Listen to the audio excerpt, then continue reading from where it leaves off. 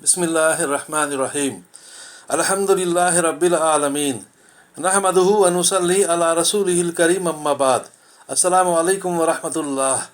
मेरे मोहतरम बुज़ुर्गों, दोस्तों, अज़ीज़ साथियों और मुअज़्ज़ज़ ख़वातीन, आइए कुरान करीम और हदीस शरीफ से असर लेने से मुतालिक़ अहादीस का मुताला करें इंशाअल्लाह। दरूद शरीफ पढ़ दीजिए। अल्लाहुम्मा सल्लि अला मुहम्मदिन व अला आलि मुहम्मदिन व बारिक वसल्लिम। हदीस नंबर 55।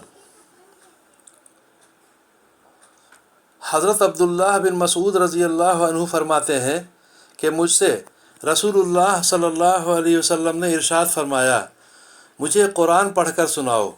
मैंने अर्ज़ किया, या रसूल अल्लाह सल्लल्लाहु अलैहि वसल्लम, क्या मैं आपको पढ़कर सुनाऊं जबकि आप सल्लल्लाहु अलैहि वसल्लम पर कुरान उतरा है? आप सल्लल्लाहु अलैहि वसल्लम ने इरशाद फरमाया, मैं इस बात को पसंद करता हूँ कि किसी दूसरे से कुरान सुनूं। चुनांचे मैंने आप सल्लल्लाहु अलैहि वसल्लम के सामने सूरह निसा पढ़ी, यहाँ तक कि जब मैं इस आयत पर पहुँचा, फ़कैफ़ा इज़ा जीना मिन कुल्ले उम्मतिन बिशहीदिन व जीना बिका अला हाउलाए शहीदा। इसका तर्जुमा है, उस वक्त क्या हाल होगा जब हम हर उम्मत में से एक गवाह लाएंगे और आपको अपनी उम्मत पर गवाह बनाएंगे। तो आप सल्लल्लाहु अलैहि वसल्लम ने इरशाद फरमाया, बस अब रुक जाओ। मैं आप सल्लल्लाहु अलैहि वसल्लम की तरफ मुतवज्जा हुआ तो देखा कि आप सल्लल्लाहु अलैहि वसल्लम की आँखों से आंसू जारी हैं। बुखारी की हदीस। हदीस नंबर 56।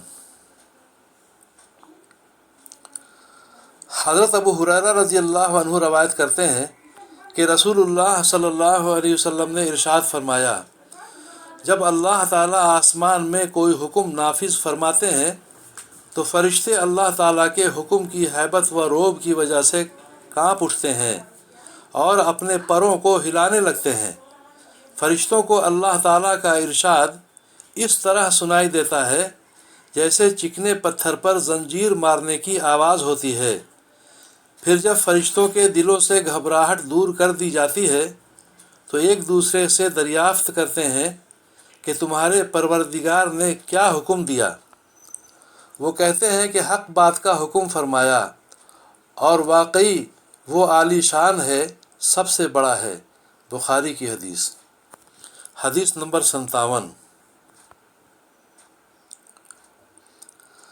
हज़रत अबू सलमा बिन अब्दुर्रहमान बिन औफ रहमतुल्लाह अलैह फरमाते हैं कि मरवाह पहाड़ी पर हज़रत अब्दुल्लाह बिन उमर रज़ी अल्लाह अन्हु और अब्दुल्लाह बिन अम्र बिन आस रज़ी अल्लाह अन्हु की आपस में मुलाकात हुई।